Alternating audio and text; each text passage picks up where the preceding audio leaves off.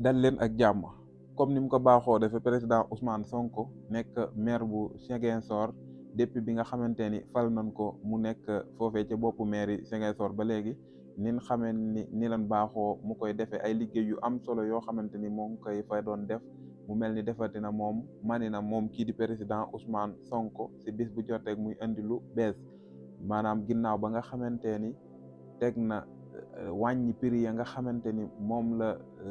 tegoon ci mairie ba ngir ñi fa doon ñëw di uti kayit waaye fexe ba jafe-jafe yi nga xamante ni ñi doon ñëw di ut ci ay kayit foofee moom lañ doon jànkonteel ginnaaw ba mu defee loolu lépp dal di fottali la nga xamante ni mooy canal ya waaye fexe ba seetal mbedd ya ba mu set wecc indi li nga xamante ni mooy ay oto yu mbalit yoo xamante ni dina man di seetal loolee di dëkk ba di Ziguinchor wala ville ba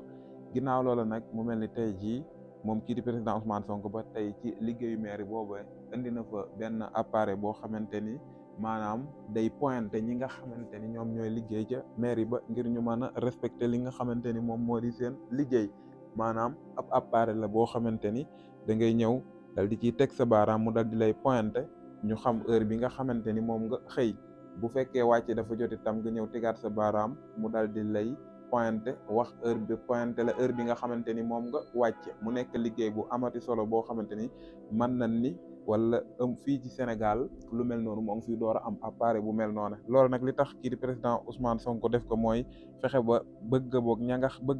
ñi nga xamante ni ñoom ñooy liggéey foofee ca maire de Ziguinchor respecté li nga xamante ni moom mooy heure bi ñuy xëy waaye respecté heure bi nga xamante ni moom la ñuy wàcc maanaam xëy nga xamante ni kenn du bàyyi ba sa heure xëy weesu ngay door a xëy waaye kenn du wàcc tam te sa heure wàcc jotagul mu nekk lu am solo loo xamante ni gis nañ ko ci réseaux sociaux yi moom kii di président Ousmane Sonko mu def